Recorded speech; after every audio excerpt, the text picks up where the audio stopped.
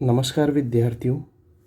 आज हम बात करेंगे हमारा जो ज्योग्राफी क्लास 9th का चैप्टर 1 है उसके वीडियो नंबर 2 की बात कर रहे हैं हम भारत तथा विश्व के बारे में।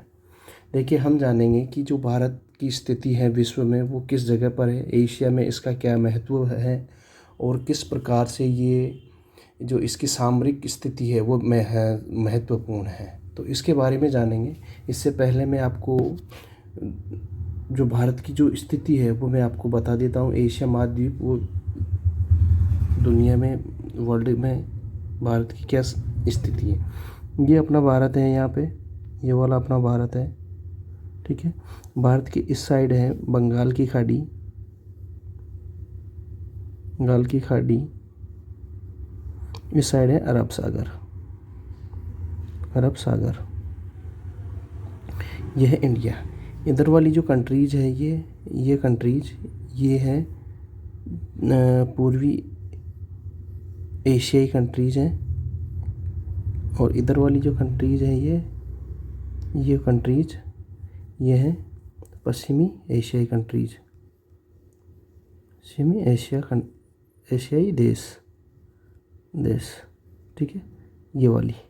और ये है आपके अफ्रीका महाद्वीप, ठीक है। तो देखिए आप किस तरीके से भारत की जो सामरिक महत्व है वो, भारत की जो सामरिक स्थिति है वो महत्वपूर्ण है। भारत की जो सामरिक स्थिति का इस बात से पता लगा सकते हैं अपन कि जो हिंद महासागर है, पूरे महासागर का जो नाम है वो किसी देश के नाम पर कर दिया गया, ठीक है। अब इसके बाद बात करते हैं हम कि जो भारत है वो पूर्वी एशियाई देश और जो पश्चिमी एशियाई देश है उनके बिल्कुल मध्य में है। देखिए आप बिल्कुल मध्य में है, ठीक है। और ये देखिए इसकी जो सामरिक स्थिति है इसका फ़ायदा ये यूरोप से कनेक्ट होता है, अफ्रीका से कनेक्ट होता है, पश्चिमी एशियाई देशों से कनेक्ट होता है, पूर्वी एशियाई देशों से ये कनेक्ट होता है। तो देखते हैं अपन एक बार रीड करते हैं इसको, चैप्टर को।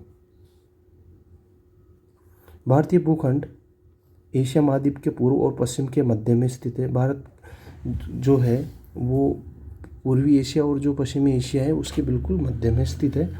भारतीय भूभाग एशिया महाद्वीप का दक्षिणी विस्तार है। देखिए जो दक्षिण जो भारत है वो जो एशिया महाद्वीप है, ये देखिए आप एशिया महाद्वीप, उसके बिल्कुल का जो दक्षिणी विस्तार है, ये देखिए ये पूरा दक्षिणी विस्तार है पूरा, ठीक है। ये पूरा एशिया महाद्वीप है और उसका ये दक्षिणी विस्तार है, ठीक है। हिंद महासागर जो कि पश्चिम में यूरोपीय देशों और पूर्वी एशियाई देशों को मिलाता है, भारत को केंद्रीय स्थिति प्रदान करता है। देखो हिंद महासागर में जो भारत है उसकी सेंट्रल जो लोकेशन है वो बहुत ही महत्वपूर्ण है। देखिए हिंद महासागर में भारत की जो स्थिति है वो बहुत ही महत्वपूर्ण है, ठीक है।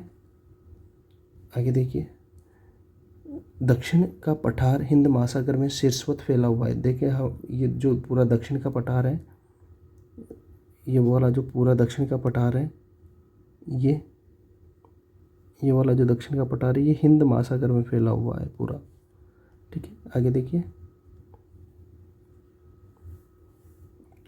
और पश्चिमी एशिया, अफ्रीका और यूरोप के देशों के साथ साथ पूर्वी एशिया के देशों से भी पूर्वी तट के माध्यम से निकटतम संबंध बनाए हुए हैं, ठीक है।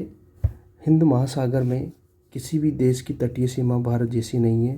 भारत की इसी महत्वपूर्ण स्थिति के कारण एक महासागर का नाम इसके नाम पर रखा गया। मैंने पहले भी बताया कि भारत की जो सामरिक स्थिति है जो हिंद महासागर में है, उसी के आधार पर किसी भी एक जो हिंद महासागर है उसका नाम भारत के नाम पर इंडियन ओशियन या हिंद महासागर रखा। देखिए सर, क्या आप जानते हैं, ये बहुत ही महत्वपूर्ण क्वेश्चन है।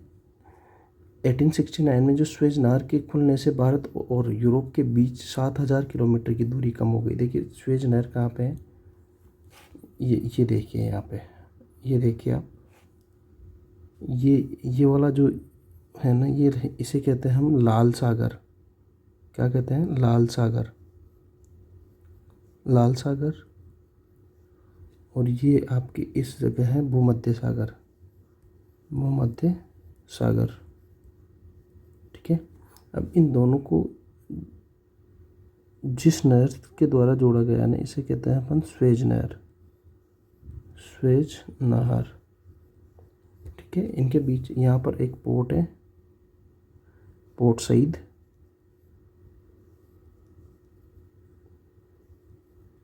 और यहाँ है पोर्ट स्वेज, स्वेज। ठीक है, ये याद रखना है आप कि जो स्वेज नहर है वो किस किस को मिलाती है। तो ये जो स्वेज नहर है वो लाल सागर को भूमध्य सागर से जोड़ती है। और ये ये नहर है, इसकी जो जो बनाने वाला जो इंजीनियर है, इसकी जो रूपरेखा बनाई, जिसके निर्देशन में ये बनी, वो थे फ्रांसीसी इंजीनियर फर्डिनेंट। कौन थे? फ्रांसीसी इंजीनियर फर्डिनेंट थे, जिसने 1869 में ये जो नहर थी वो बन के तैयार हो गई। इसका जो देखिए क्या फ़ायदा हुआ, इस जो नहर से फ़ायदा हुआ वो क्या फ़ायदा हुआ। देखिए, पहले क्या था कि किसी भी यूरोपियंस को भारत आने के लिए ऐसे चक्कर लगा के आना पड़ता था। यहाँ पर एक जगह है Cape of Good Hope, Cape of Good Hope. ठीक है, ये अफ्रीका के जो दक्षिण बिंदु है, यहाँ पर केप ऑफ गुड होप नामक एक जगह है। इसका चक्कर लगा के जो लोग जो यूरोपियंस थे उनको यहाँ पर आना पड़ता था लगभग।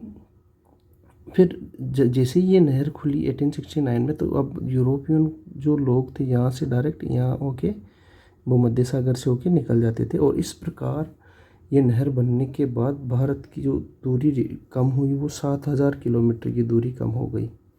मतलब 7000 किलोमीटर का इन लोगों को फ़ायदा हो गया। और इसका जो ये वाला जो पोर्ट है, इस साइड का, इसे पोर्ट सईद के नाम से जानते हैं। और इस वाले पोर्ट को यहाँ पर इसको कहा जाता है पोर्ट स्वेज। ठीक है, और ये जो वर्तमान में जो ये जो नहर है, स्वेज नहर, ये किसके अधीन है? ये अभी वर्तमान में आपके अधीन है, मिस्र के अधीन है, मिस्र के अधीन है। किसके अधीन है? मिस्र के अधीन है। तो ये बात याद रखना, फर्डिनेंट जो इंजीनियर था उसके द्वारा इसका निर्माण किया गया था। ठीक है, आगे देखते हैं अपन। एक बार ये देख लीजिए आप, ये कैनाल है, ये देखिए, ये लाल सागर है, लाल सागर। ठीक है, और ये आपके मेडिटेरियन सी है, भूमध्य सागर है। और ये बिल्कुल ये इस टाइप से ये नहर बनी हुई है, स्वेज कैनाल, ये कैनाल बनी हुई है। ये पोर्ट सईद है और ये यहाँ पर स्वेज, पोर्ट स्वेज है। ठीक है, ये आप याद रखना। ठीक है, अब चलते हैं, हम आगे देखते हैं।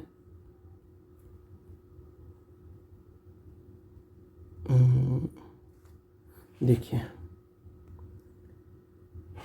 जो भारत है, भारत का विश्व के देशों के साथ संपर्क युगों पुराना है, परंतु यह संबंध समुद्री जलमार्गों की अपेक्षा भूभागों से होकर था।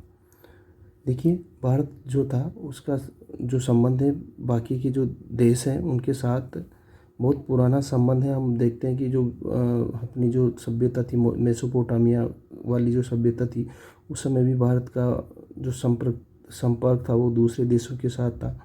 हम देखते हैं कि जो इस वाले जो साइड में यहाँ पर हिंदू कुश पर्वतमाला वगैरह है और जो हिमालयन माउंटेन है, यहाँ पर दर्रों की सहायता से इस साइड के जो लोग थे भारत आया करते थे। लेकिन अगर अपन बात करें कि जो समुद्री जलमार्ग हैं वो भारत ज़्यादा पुराना नहीं है। जो पुर्तगाल का जो नाविक था, यहाँ से मैंने बताया जैसे कि आपकी पुर्तगाल का जो नाविक था, यहाँ से सबसे पहले जो खोज की थी पुर्तगाल के एक नाविक था वास्को डी गामा। क्या नाम था उसका? वास्को डी गामा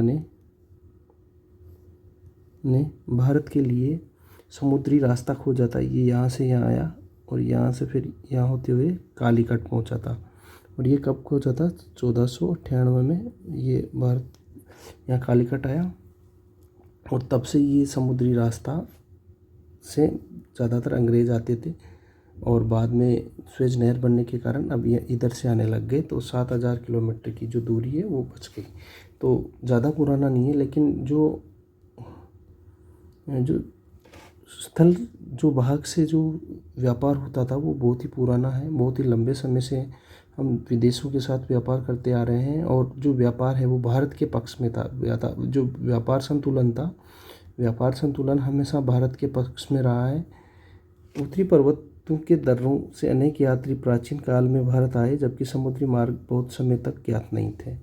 हमने देखा ये इन मार्गों से प्राचीन समय से विचार और वस्तुओं का आदान प्रदान होता रहा है। देखो ये जो मार्ग हैं इनसे वस्तुओं और का आदान प्रदान होता रहा है।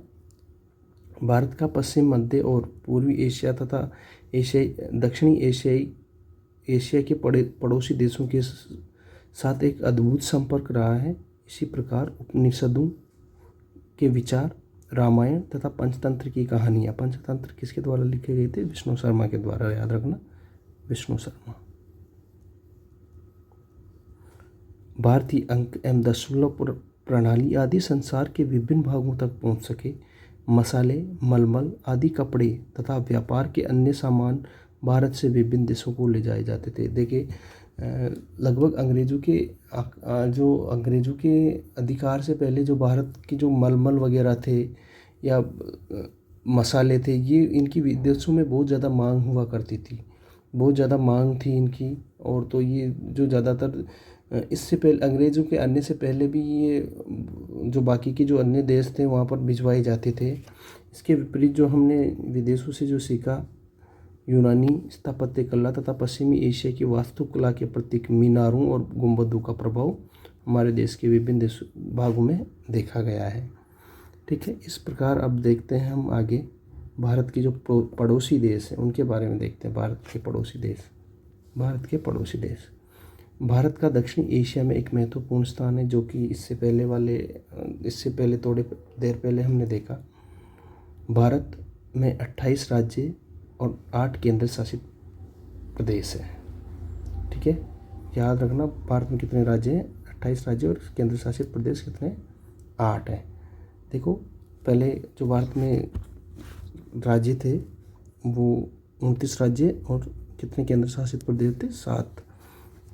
लेकिन जैसे जम्मू कश्मीर के 2 केंद्र शासित प्रदेश बना दिए, जैसे जम्मू एंड कश्मीर और लद्दाख, तो कितने हो गए? यहाँ एक राज्य कम हो गया और 28 राज्य और 9 केंद्र शासित प्रदेश हो जाते हैं। लेकिन क्या होता है, दमन दीव एंड दादर नगर हवेली को क्या किया, एक ही, ये पहले अलग अलग यूनियन टेरिटरीज हुआ करती थी, अलग अलग केंद्र शासित प्रदेश हुआ करते थे, लेकिन दोनों को मिलाकर एक कर दिया। इस कारण 9 में से क्या हो गया? 28 राज्य और 8 केंद्र शासित प्रदेश आपके रह गए। याद रखना है इसको, अगर आपको याद नहीं है तो। ठीक है, अब आगे देखते हैं। देखो कुछ क्वेश्चंस दे रखे हैं, इनको अपन सोल्व कर लेते हैं। देखिए, पश्चिमी और पूर्वी तटों पर केंद्र शासित क्षेत्रों की संख्या ज्ञात कीजिए। देखिए पश्चिम और पूर्वी तटों पर कौन कौन से केंद्र शासित प्रदेश हैं, इनके बारे में अपने को देखना है। देखिए कौन कौन से, एक तो ये हो गया आपके अंडमान निकोबार, दूसरा हो गया आपके पुदुचेरी। ठीक है, 2 नंबर, 2 तो हो गए, पुदुचेरी का एक पार्ट इधर भी है। तीसरा आपके आ गया लक्षद्वीप, 3 हो गए। इसके अलावा आपके आ गया दमन एवं दीव, ये वाला हो गए 4। तो इस प्रकार से 4 जो केंद्र शासित प्रदेश हैं वो अपने समुद्री एरियाज में हैं।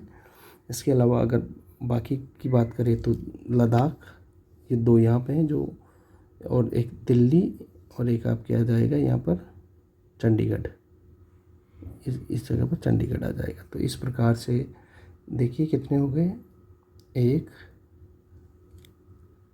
4 4 4 8 हो गए। ठीक है, तो 4 जो समुद्री किनारों पे हैं इनमें से अपन देखते हैं पश्चिमी और पूर्वी तटों की बात करें तो देखिए जो पुदुचेरी है वो दोनों तरफ है, पूर्वी तट पे भी और पश्चिमी तट पे भी है।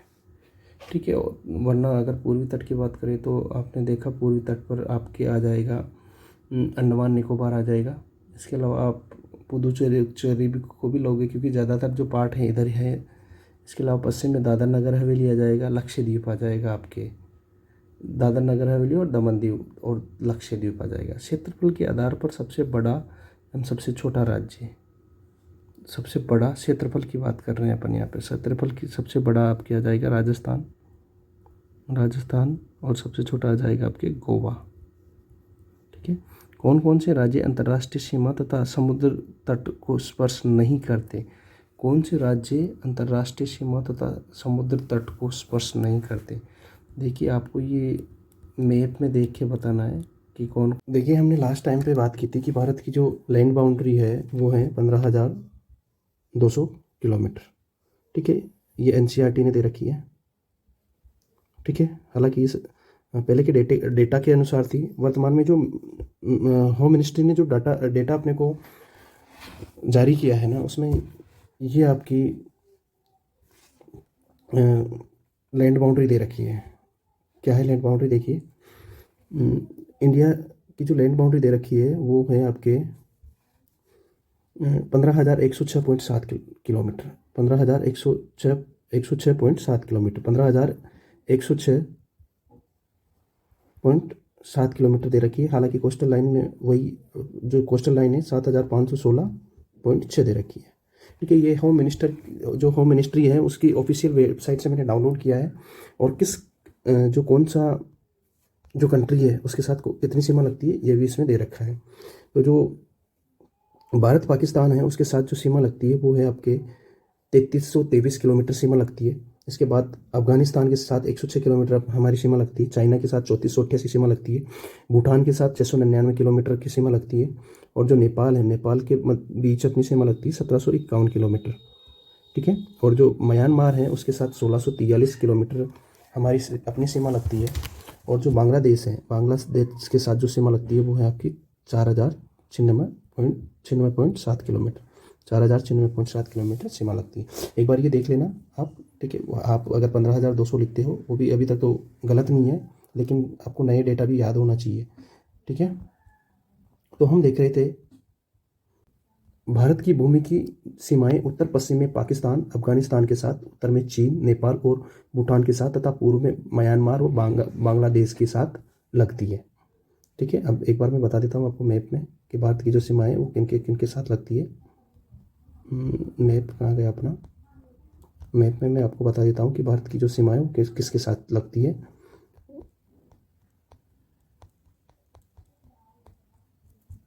और ये भारत है अपना। ठीक है, तो देखो पश्चिम में ये पाकिस्तान है और पाकिस्तान में कौन कौन से राज्यों के साथ लगती है? गुजरात, राजस्थान, पंजाब, जम्मू कश्मीर जो केंद्र शासित प्रदेश है, और थोड़ा सा लद्दाख के साथ। तो ये थे अपने पाकिस्तान के साथ। इधर ऊपर अफगानिस्तान के साथ, ये देखिए आप, ये वाली जो सीमा है ये अफगानिस्तान के साथ लगती है। हालांकि ये पाकिस्तान ने ले रखा है, पीओके का भाग है, लेकिन ये अपना भारत का ही भाग है। ठीक है, तो ये अभी पाक ऑक्यूपाइड कश्मीर के अंतर्गत है। पाकिस्तान ने हम लोगों से छीन रखा है। ठीक है, अब ये वाला जो पार्ट है ये इधर चीन के साथ भारत की सीमा लगती है, ये चीन वाला। ठीक है, और ये नेपाल के साथ भारत की सीमा लगती है। ये भूटान, यहाँ पर भूटान के साथ ये इधर आ जाता है आपके म्यांमार। ठीक है, ये म्यांमार और ये आपका बांग्लादेश। ठीक है, और नीचे अगर अपन बात करें, दो आइलैंड कंट्रीज़ हैं, श्रीलंका और आपके मालदीव। ये दो आइलैंड कंट्रीज़ हैं। याद रखना, मालदीव जो है ना, यहाँ से भूमध्य रेखा गुजरती है। भूमध्य रेखा, मालदीव, एशिया के मालदीव, और इधर इंडोनेशिया से, इंडोनेशिया भी है इधर, इंडोनेशिया, इन दोनों से भूमध्य रेखा गुजरती है। ठीक है, और भारत और जो श्रीलंका है उसको जो अलग करने का काम करती है वो है दो गल्फ हैं। एक तो गल्फ ऑफ मन्नार की खाड़ी, और पाल्क स्ट्रेट। ये भारत और श्रीलंका के बीच में स्थित है। भारत और श्रीलंका के बीच में गल्फ ऑफ मन्नार और पाल्क स्ट्रेट्स हैं। ठीक है, ये याद रखना है आपको। अब आगे देखिए, हमने देखा कि कौन कौन से जो कंट्रीज़ के साथ भारत की सीमा लगती है। ठीक है, अब देखिए, क्या आप जानते हैं सन 1947 से पूर्व भारत में दो प्रकार के राज्य थे, प्रांत और रियासत। वायसराय द्वारा नियुक्त अंग्रेज अधिकारी प्रांतों पर शासन करते थे और रियासतों का शासन स्थानीय शासकों द्वारा पैतृकता के आधार पर अंग्रेजी शासकों की प्रभुसत्ता मानकर स्वायत्तता से किया जाता था। देखिए समझिए इसको, क्या क्या है ये। देखो, आज़ादी से पूर्व जब एकीकरण हुआ था तो भारत में लगभग 562 रियासतें थी। 562 तो रियासतें थी, ठीक है। अब यहाँ पर दो प्रकार के शासन थे। एक तो चलाते थे प्रांत, जिन पर कौन शासन करते थे? अंग्रेज, ठीक है, अंग्रेज। दूसरे थे देसी रियासतें। देसी रियासतें, इन पर शासक होता था राजाओं का, ठीक है। और ये जो प्रांत हुआ करते थे, यहाँ पर जो गवर्नर थे, गवर्नर यहाँ पर बैठा करते थे प्रांतों में, ठीक है। तो इस प्रकार से यहाँ की शासन व्यवस्था चलती थी, ठीक है। तो ये हमारा जो 9th क्लास है उसका चैप्टर फर्स्ट कंप्लीट हो चुका है। अगर आपने इससे पहले वाला वीडियो नहीं देखा है तो पहले वो वीडियो देखिए, इसके बाद ये आपके चैप्टर समझ में आएगा, ठीक है। तो मिलते हैं नेक्स्ट चैप्टर में। आज के लिए यहीं पर, आज की जो क्लास है यहीं पर हम ख़त्म करते हैं। ये क्वेश्चंस जो है मैं आपके लिए छोड़ता हूँ, इनके आंसर जो है वो आपको ढूंढना है कि पश्चिमी और पूर्वी तटों पर केंद्र शासित प्रदेशों की जो संख्या है वो आपको ज्ञात करनी है। क्षेत्रफल के आधार पर सबसे बड़ा एवं सबसे छोटा जो राज्य है वो कौन सा है? कौन कौन से राज्य अंतर्राष्ट्रीय सीमा तथा समुद्र तट को स्पर्श नहीं करते? पाकिस्तान, चीन, म्यांमार और बांग्लादेश की सीमाओं को छूने वाले राज्यों को 4 वर्गों में विभाजित कीजिए और उदाहरणार्थ उन राज्यों का एक वर्ग रखिए जिनकी सीमाएं पाकिस्तान से मिलती हैं। इसी तरह अन्य शेष वर्ग बनाइए। ये आपको खुद को करना है, ठीक है। तो ये हमारा चैप्टर कंप्लीट हो गया। तो वीडियो को लाइक कीजिए और चैनल को सब्सक्राइब कीजिए। Thank you. नेक्स्ट वीडियो में मिलते हैं, तब तक के लिए